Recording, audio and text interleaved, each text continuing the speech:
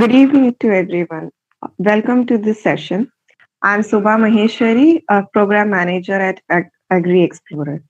AgriExplorer is an initiative for students where different activities are performed for students of agriculture, biotechnology, and related fields. AgriExplorer provides an internship opportunity to these students. Today's session is also a part of this internship. So our today's speaker is Inchara Sriram, and she will be talking about polyhouse farming and modern edge over traditional farming. Without taking much time, I welcome Inchara to have your presentation. If you have any questions, please drop it in the chat box. Inchara, you can start now. Thank you very much, ma'am. That was a sweet intro. So, very good evening to everyone present here.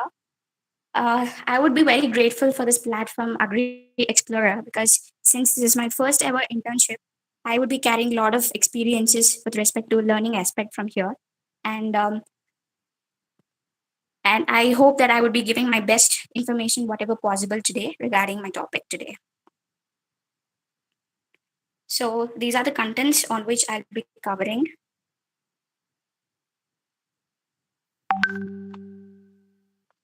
So yeah, firstly, coming to what is exactly a polyhouse. So polyhouse is nothing but a specialized structure which is constructed for growing plants under protected conditions. So polyhouse technology is a science and it is actually an art of providing something favorable environmental condition to the plants. So as we have already read in the recent newses or maybe in the recent articles or journals, polyhouse farming is getting a widely accepted method of farming nowadays from all the sectors of economy, especially the high tech farmers. So one of the very own reasons that why the practice of agriculture is declining day by day is because of the very less and the non availability of agricultural or the cultivable lands. So, in such a situation, one best method that I come across is polyhouse farming, which comes handy because here we are cultivating the crop so that we'll be getting more produce in less space. And some of the people even ask that what is the difference between polyhouse and a greenhouse? So there's just a thin line of difference basically. So polyhouses uh, are actually nothing but the greenhouses itself, but the polyhouses have a cladding material as polythene film or a polythene sheet, unlike glass in case of greenhouses. So that's the only difference which it has got. But we know that since the plastic is cheaply available everywhere, as the advent of technology began, eventually we started replacing greenhouses with polyhouses for our ease and maintenance. Coming to the classification of polyhouses based on shape. Firstly, even span. So even span type, this is one of the polyhouses model or a type which is quite familiar, which is quite easily doable by almost every farmer nowadays. And whenever a farmer has got an idea of setting up or establishing a polyhouse, he or she would think about even span type only. As you can see in the picture, the structure has got two roof slopes of equal pitch and equal length, I mean width, and it has got a length of around 24 meters, and the height varies from 2.5 meters to 4.3 meters. And some of the advantages it has got are it is highly flexible, it is well ventilated, and it maintains a uniform temperature in the winter heating season. Again, about the winter heating season, I shall be explaining in the coming slides. So the second type of polyhouse is uneven span type. So as the name itself suggests, even uneven span type are those type of polyhouses which are usually constructed along undulating terrains or along hilly terrains. But nowadays, these are not productive. They are not used much. Earlier, they were being used in the northern Himalayan regions. And coming to the third type, lean to type. So as the name itself suggests, a lean to or taking support of a structure. So this type is usually used when a greenhouse is placed against the side of an existing building, and the size or the height it may uh, uh, range between 7 to 12 feet high. Sometimes it can be as high as the supportive system itself, or sometimes maybe a 2 to 3 feet lower than that. The advantages it has got are electricity and water supply are quite easily available from the house or from the building to which it is leaned on to. Coming to the fourth type and the most common type, that is concept type, which more or less looks like some robotic arc type. And in this type, the semi loops, whatever you see, you are able to see, they are nothing but the trusses, and the one particular rod which connects all these trusses and gives support to the entire structure is called as a pipe purling, which runs across the length of polyhouse. And this design is better for the automation and the movement of laborers and for doing any kind of fertigation or pesticide application work. Coming to the fifth type, that is ridge and furrow type. So as we have seen in the already previous slide, it more or less looks like an even span type being attached continuously for like around 4 to 5 even span houses attached to form a ridge and furrow type. And this design helps for an increase in space and sunlight. Coming to the sixth type, that is sawtooth type. This is very much similar to the previously shown ridge and furrow type, except that there is a provision for natural ventilation. As you can see here, natural ventilation is something which is very much important for polyhouse. Otherwise, what would be the difference between open cultivation or and a polyhouse cultivation? So ventilation, especially natural ventilation, uh, making the microclimate environment most conducive for the growth of crops is very necessary. And hence, sawtooth type is one type of polyhouses which is giving you a more natural flow path for ventilation. Coming to the last type, that is barrel vault type. So here, each unit of a barrel vault more or less looks like a concept type or a Gothic arc type. Again, they are connected via gutters, via the pipelines and the underground.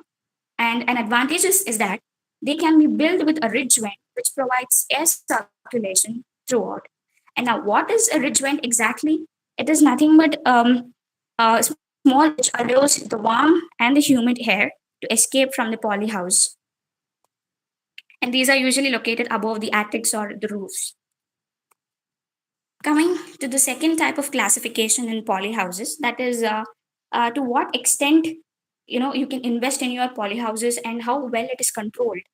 So based on that, the first thing or first type what we have is fully controlled polyhouses. Secondly, partially controlled polyhouses, and third one, without any control or the low cost polyhouse. So some of the important features of this fully controlled polyhouse, as the name itself suggests, it is kind of tightly packed from all the sides, and it is, uh, uh, it takes more amount of money in setting up the whole structure, and it is 5 to 6 times more costlier than the normal polyhouse. And they make use of sensors. So what kind of sensors? We require temperature sensors. We require soil moisture sensors. Then we require relative humidity measuring sensors. So all of these are actually all of these are fitted inside this fully controlled polyhouses. And the frames for the entire structural frame is made up of iron and aluminum rods, and they're usually more durable, and the designs are usually dome shaped or a concept type. And even as in when the quality, if you want to cultivate more good quality crops inside a fully controlled polyhouse, even the growing media which you use should be something very special compared to the normal open cultivation system. So we are using peat, perlite, rock wool, etc. And here we're also using some of the devices like foggers, cooling pads, and exhaust fans for making the pesticides and the fertigation sprays more easier. Coming to the second type in the classification, that is a partially controlled polyhouse. So the structural frames are actually made up of galvanized iron pipes, unless it was made up of iron and aluminum in case of fully controlled type.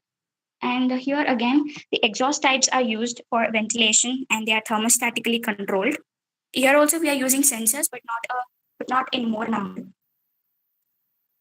And coming to the cooling pads, which are utilized for humidifying the air which is entering inside this polyhouses.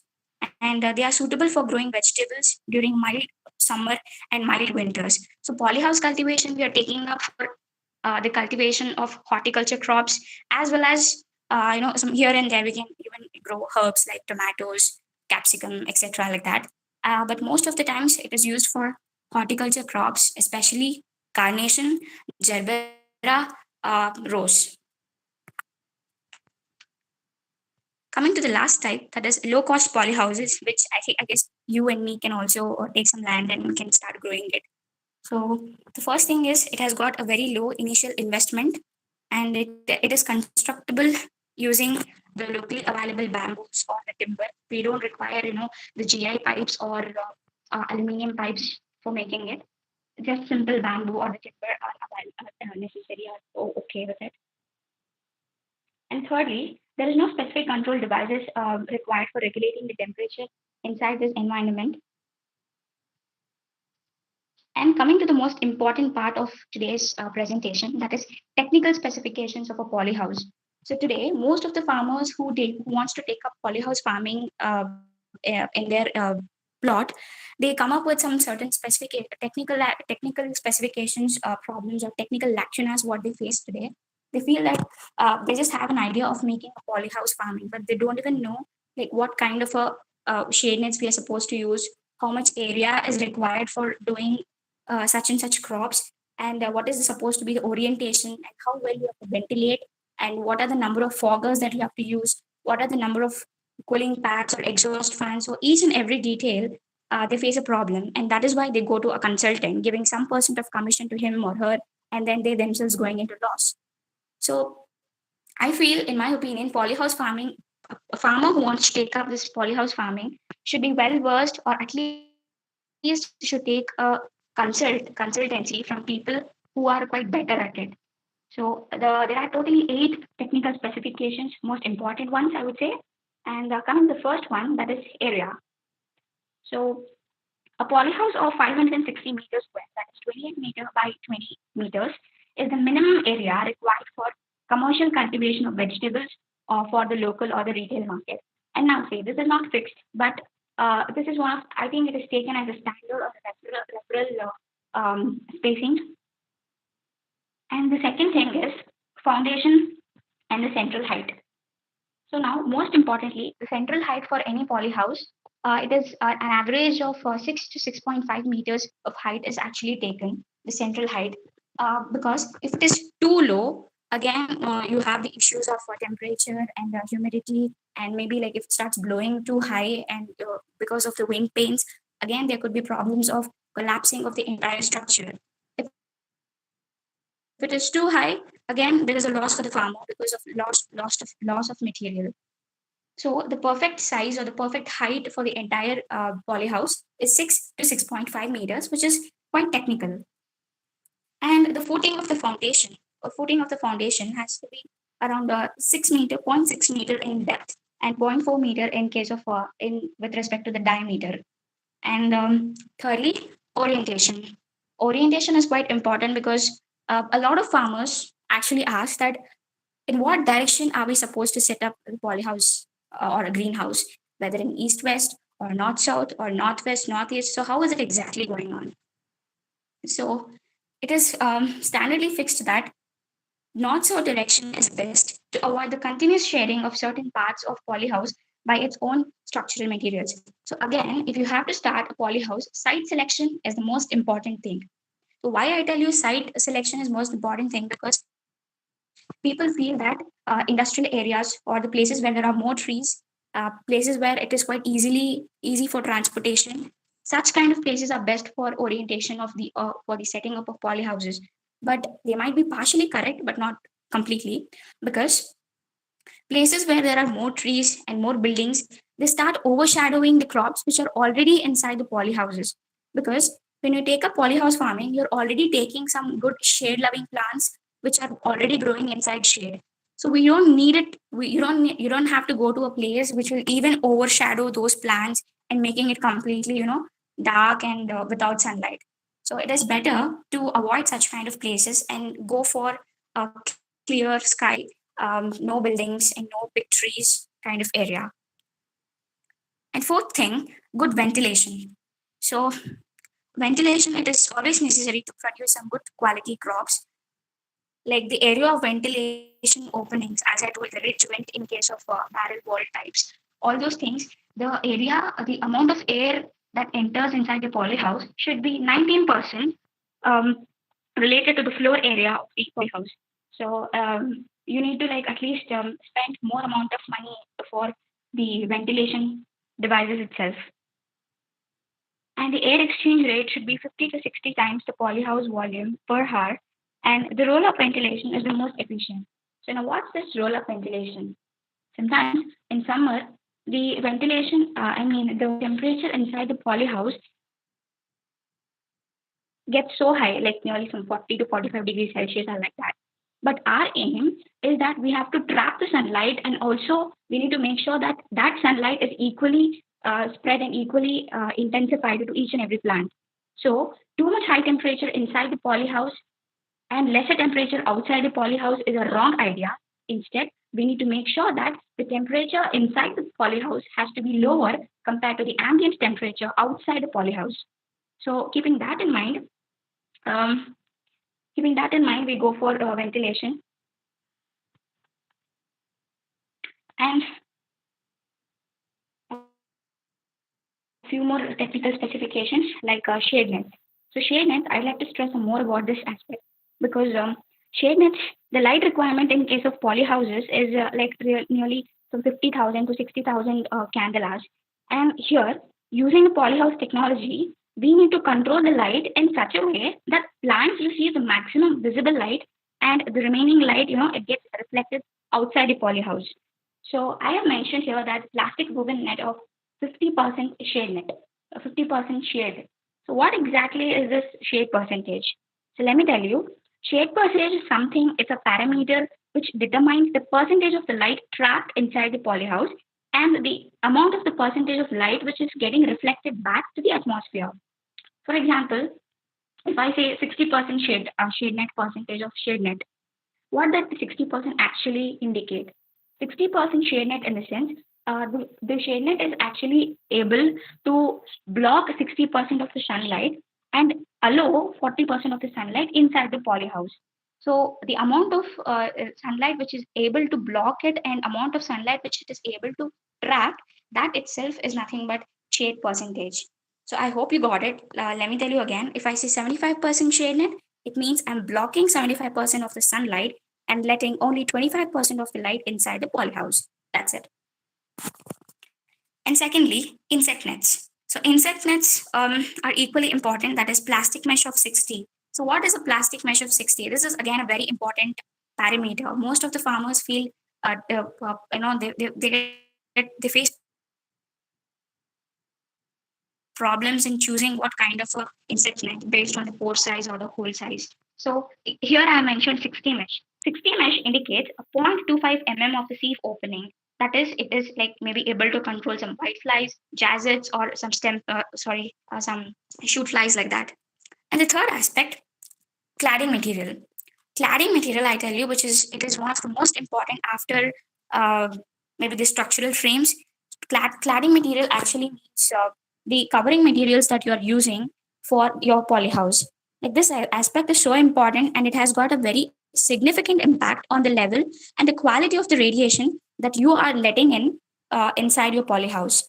Because, for example, there are three types, that is polythene films, PVC films, and polycarbonate cladding. So polythene films is the one which are widely used for the commercial purposes, and polythene carbonate. This is the next best thing I would say after the glass cladding used in greenhouses, and they have got high light transmittance. They are highly flexible and highly durable. So the fourth thing, that is coming to irrigation. So how do you actually supply water or maybe water mixed with fertilizers to the entire polyhouse? It is via drip irrigation and fogging system. Fogging system is very handy actually. So a drip irrigation, maybe for a length of around 300 meters, one row, we would require a cost of nearly 70,000 or something for taking up this irrigation, taking up irrigation. So foggers, why foggers are so important? Like when the temperature really goes down, or when the relative humidity outside the relative humidity inside the polyhouse gets really down and very varied, foggers actually come into use. These foggers are actually used for so these foggers are actually used during summers to maintain the temperature inside, and water loss from the crops can exceed the amount of the water that actually plants require in taking up. So using these foggers, temperature can be lowered and the humidity can be increased, and most importantly, it will not saturate your growing mediums. So till now, whatever I was explaining was all the main basic requirements of a polyhouse, like what do you actually require for setting up a polyhouse and what are the different devices. Now coming to the most important thing, that why actually a polyhouse farming is having a leap, a modern edge over the traditional farming. The first thing, as we all know, and quite expected also, that is, since plants are grown under controlled condition, there are less chances of crop loss or crop damage. So, as I already told, that we are creating an artificial microclimate for making the plants so conducive to grow that you even feel that open cultivation of the crops is just not that desirable. So that is one reason of because you have a good amount of or less chances of crop loss or damage. And second thing, year-round cultivation is possible. This is one good advantage of polyhouse farming because both in seasonal as well as off-season also you're able to get your produce, be it your vegetables or fruits or any small herbs, etc. And the third thing, external climate will not have much impact or it will have less impact on the growth of crops. Because here the crops are not directly exposing to scorching heat or heavy rainfall, or there is no much of pest infestation. So you're definitely quite on a safer side if you choose polyhouse farming over the traditional or the conventional method of farming. And the most important thing, quality of the produce is higher compared to the conventional method of farming. So let me tell you how.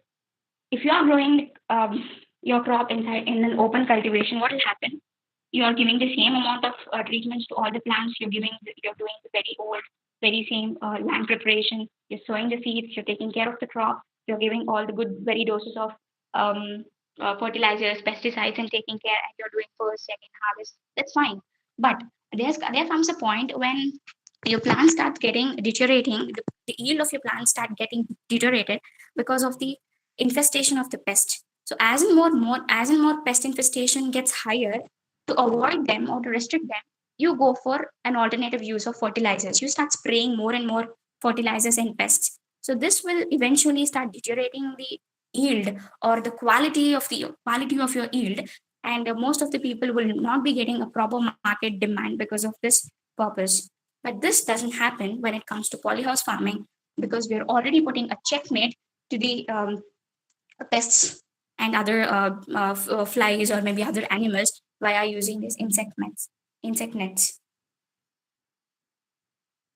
And next, propagation of ornamental crops can be effortlessly done. If that is true, and it increases the yield by like 5 to 7 times. That is why most of the farmers are actually out of risk. Also, they are ready to take up this polyhouse farming, and it requires less cropping period. So if there's like capsicum or some rose or some other fruit crop, if it is like taking around 5 to 6 months, maybe you will be getting the harvest here at 4 months itself because of because you're taking such kind of intense care. And next, coming to fertilizer application is easier and it is controlled automatically by drip irrigation. So how you're mixing the fertilizers inside those pipes and then letting off them, and that is how the drip irrigation is more helpful in case of fertilizer application to each and every plant. And most importantly, without this, definitely no farmer will be willing to shift from his conventional method of farming towards the polyhouse farming. That is high net returns compared to the traditional methods. So this is, I would say, an extension of the same, whatever I explained. So Yeah, open field cultivation is a conventional method of farming, which is dating back to ages. We have been doing it like since like Harappan cultivation, Harappan civilization also. And here we're doing the same things. We are treating the land, taking care of soil, transplanting the seedlings, everything you're doing it by yourself, putting all sorts of efforts. And finally, there comes a checkmate that is gambling. That is, monsoon has got its own play games. It has got its own gambling, and it can be a big task. So how there comes actually a need of protected cultivation, and there's a lot to put your plate as well because the market competition is tight and it is very competitive. And today around 92% of the plants which human being which the farmers are growing, they are in open field cultivation, and their income is so meager. And the problem of our farmers is, although they know that they're not getting more profits from the open field cultivation, still they want to go with the same methods, with the same good old traditional methods. They're not ready to try something new, something latest, something advanced, because our farmers are one thing, they're scared. They feel that if I leave my old or the good old conventional methods of farming, will I be able to get the same net returns from this newly adapted technology or method? So for this, what we have to do, we need to hire some consultants, or maybe show the farmers that that some of the farmers can actually take up this method and then start growing using polyhouse farming, and they can directly show that such and such input, such and such investment I have got so much returns, and so even you can also try or something like that. Because awareness is what is lacking today, and to in order to provide protection from the excessive cold and heat, here the polyhouse farming techniques, one can efficiently manage the temperature, irrigation, humidity, and light. The cost of setting up a greenhouse can be correlated to the advantages it gives. This is very important. We feel that greenhouse setting up or polyhouse setting up is something which is more costlier. Of course, it is costlier, but finally, maybe after 4 or 5 years of establishing this business or this polyhouse farming, the advantages what you derive is something more than your open or conventional method of farming. So here comes a very quite interesting topic, that is music therapy in polyhouse farming.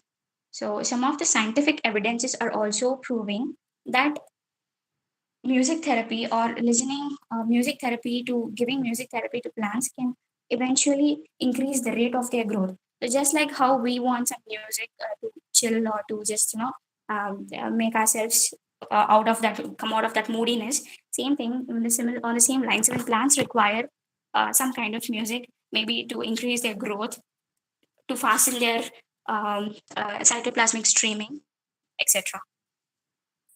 So yeah, to us, music could be something, but for plants, music is a harmonious and coherent blend of frequencies and vibrations with different forms, qualities, and pitches. And just like how we feel, even plants, in case of plants also, it is believed that loud and unharmonious music can ruin the plant's mood and health of a plant, and it totally, kind of starts losing its blossoms, becomes dry and brown. But in case of soft rhythmic music, on the other hand, it is better for increasing the rate of their growth. So we have some of the scientific touch ups for this. So, how can it be scientifically proved?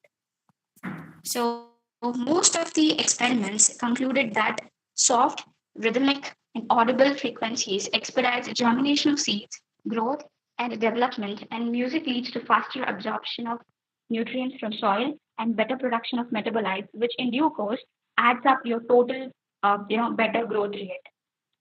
So, one of the best theory which supports this statement is how the vibration of sound waves actually affect the plant. As I told, music could be something which is very healing to us. What kind of a music? Like a rock band music could be kind of deteriorating to the plant's growth because unharmonious sound and too much of heavy noise, it will start. The plant won't take it much. But in case of a very light, soft, rhythmic, maybe like classic music or something, as the experiments have already proved, classic music, if you start putting the loudspeakers or if you are exposing the plant more to that soft rhythmic music, it kind of shows more growth in terms of number of leaves, number of pods, or the stem thickness, etc. So the vibration of certain types of music stimulates a better growth. Example in case of chirping of birds and a strong breeze. Um, so till now, whatever I was explaining to you was all about the kind of the different types of polyhouse farming and why it has got an edge over the traditional methods. And here, to support all of these statements, I have spoken to a farmer. I just had a conversation with one of the high-tech polyhouse farmer, which I'd like to share the experience with you all. The name of the farmer is Lokesh Nayak, and he hails from rural Bangalore, a city in there's a place called Hospete in Bangalore, Karnataka. And the land that he owns is 1 acre. And till 2014, he was actually following the same traditional methods of farming, that is with the same crop, that is capsicum only. But from 2015, after he took some kind of advices from the consultants, and after he attended some of the workshops, he thought of moving on or switching on to polyhouse farming. So he started this from 2015, and so let me tell you each step by step. So year-round crop for 10 months and 2 months are left for the soil rejuvenation. So out of the entire 12 months, 10 months he's doing this entire like bed preparation, then sowing of the seeds or seedlings, and then taking up all the treatments with respect to fertilizers, pesticides, or etc. And then doing the harvesting of like one first harvest, second harvesting, third harvesting, and finally leaving that 2 months of precious time for the soil rejuvenation itself. And he's actually taking up hybrid seeds, and the variety of that seeds is Gizwan Bajda. And he even told me about the money that the amount that he gives to the laborers for the entire land preparation with respect to beds. That is land preparation for capsicum. It requires a bed of length 1.5 meter width, 1.5 feet of width, 3 feet a length, and around 10 centimeter of height. And the labor cost for the bed preparation would be around 30,000 for once, that is during initial time. And this is the budget distribution that he has incurred, that he has shared with me with respect to the capsicum cultivation in his polyhouse. So the seeds that he purchases, as I already told, it is the variety Rizwan Bajeta. And the quantity of the seeds that he uses for his entire acre is 11,000 seeds. And he purchased, and the cost of a single packet of Rizwan Bajeta is 6,700. So he doesn't do any sort of seed treatment because it's already hybrid. And maybe he would soak it like for around 12 hours and then use it directly for the field. And the fertilizers, the quantity, what are the fertilizers that he uses to the plants are calcium ammonium nitrate 80 kg, superphosphate, murate of potash, and sulfate of potash. And to all this, it would roughly take around 60,000 to 70,000 per hectare. Because when I actually asked him like, why are you like spending so much of money? You come from like a middle class family, and are you really having so much of money to spend on all such incentives? And the answer he told me was, if you give best to the soil gives best to you in the form of its produce. So when you obviously start giving something more standard, something more qualitative, definitely the product that you get will also be more qualitative. Though not immediately, but definitely over the years you'll be getting the fruits of labor. That's what he told me. And coming to irrigation, the drip system of irrigation is being used here, and the cost incurred is around 70,000 per acre, and having a warranty of over 6 years. And till date, he hasn't changed it. He hasn't changed the entire irrigation system what he had initially established. And coming to the shade nets, he uses 50% white colored shade nets, and the entire for complete 1 acre, it would cost around 4 lakh. Coming to the structural frames, that is your GI pipes, etc. Um, that is for the iron pipes, etc. It would take around 2,800 to 2,80,000 rupees per acre. That is rupees 700 per square feet. So 1 acre is like 4,000 square feet. So 700 into 4,000, you'd be getting 2,80,000 square feet. And the labor cost, that is right from the land preparation, that is right from the preparation of beds, till sowing of the seeds, or maybe in the first harvest, second harvest, and the third harvest, including both men as well as women laborers. Overall, it would require around 80,000 to 1 lakh rupees per acre. And lastly, the fogger machines, the cooling pads, and the exhaust fans. Like in number, it would vary like from around 25 to 30 per polyhouse. And since he hires it from a very standard firms or companies, it would cost him around 1.5 to 2 lakh per acre. And the natural vents, obviously, there's cooling pads, exhaust fans, or maybe the rolling up sheets. It would all require around 10,000 per acre. And coming to last, the maintenance charges. So maintenance charges like here and there, if there's any wear and tear, if there's trouble in case of drip irrigation system, if there's blockage of water, blockage of substances in that pipes, etc., it would overall the maintenance cost charges would cost around 5 lakh per acre. So the total budget of Mr. Lokesh Naik initially had come to 15 lakh 46,700 when he had established it in the year 2015.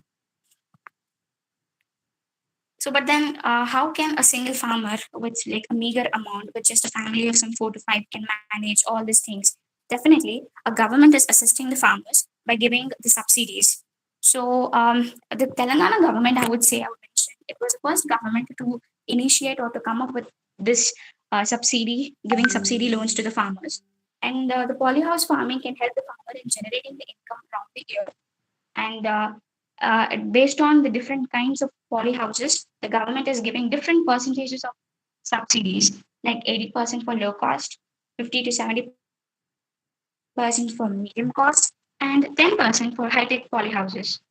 So Mr. Lokesh, he had actually availed the subsidy from the government of Karnataka in 2017, and all in all, he had actually the loan which was approved. The loan which was approved was 32 lakh, out of which 28 lakh will be given to the tendering company, which has accepted that they will be setting up the entire polyhouse structure. Like it includes all the costs like iron poles, shade nets, foggers, the cooling pads, exhaust fans, everything. And among this 28%, 28 lakh, 10% commission will be demanded by the department's officers for the approval of loan. So this is something like kind of bribe, I can say. On paper, it will be mentioned as 4%, but in reality, you're like blown out with the 10%. So just imagine out of the 28 lakh, you're just giving hardly 2.8 lakh to the farmer, to the officer who approves your loan. But the rest of the money, again, you're incurring so much of loss because 28 lakhs is like too much for setting up your mm, initial investment in initial incentives. So that is the loophole of this entire farming, I would say, because if you're not confident enough in taking up this farm, you'll have to go through all this kind of losses, personal losses especially, at least until you recover with your profits. So he was actually telling me that starting he had almost incurred so much of loss and had all the officers itself had eaten so much of his money. And later on exporting, so he's actually not a farmer who takes his produce and sells it to his local market or domestic market.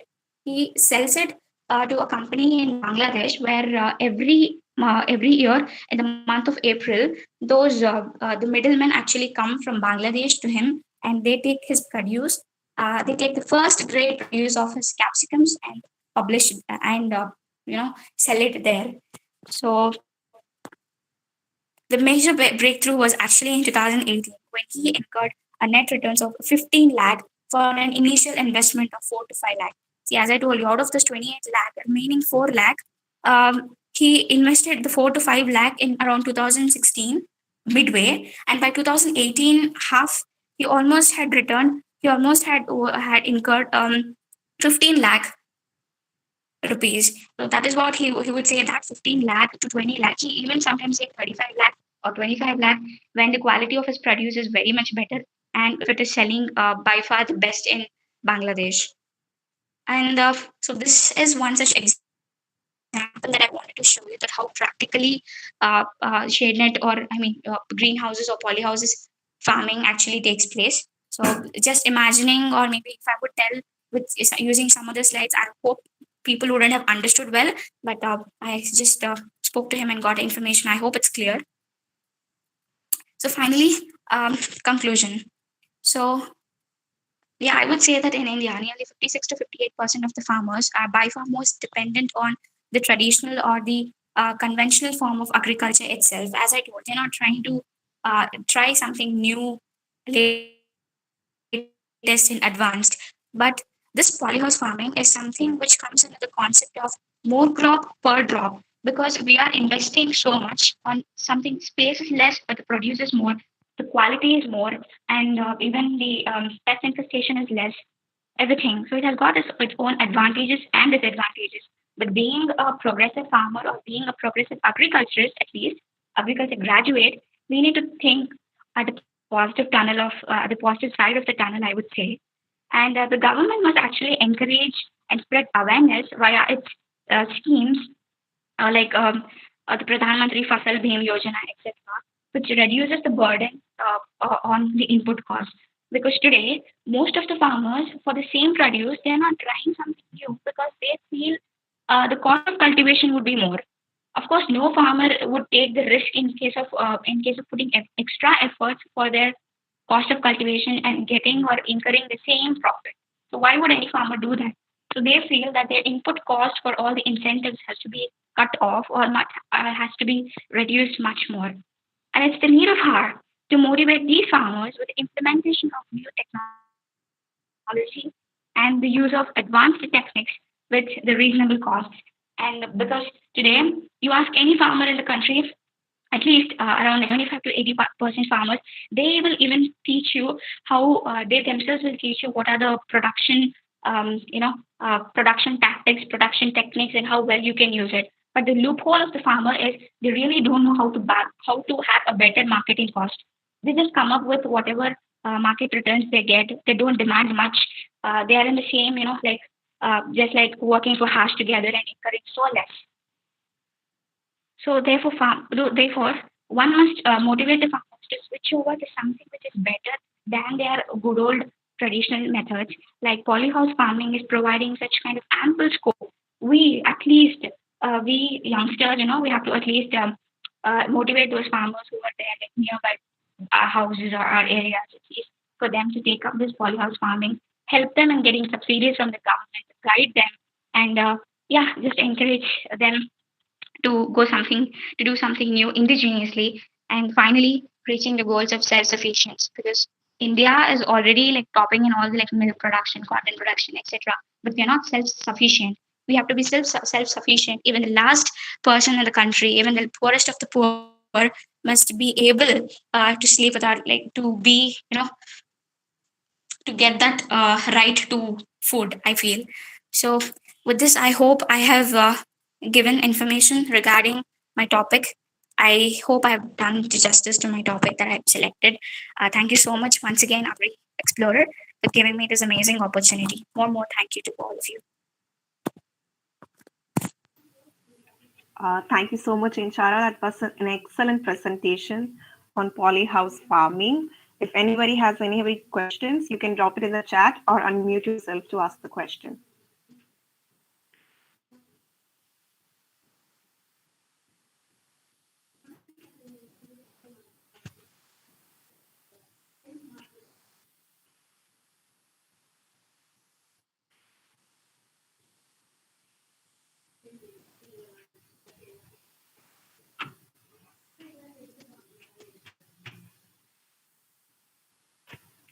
If there are no further questions, then I hereby declare this session ended.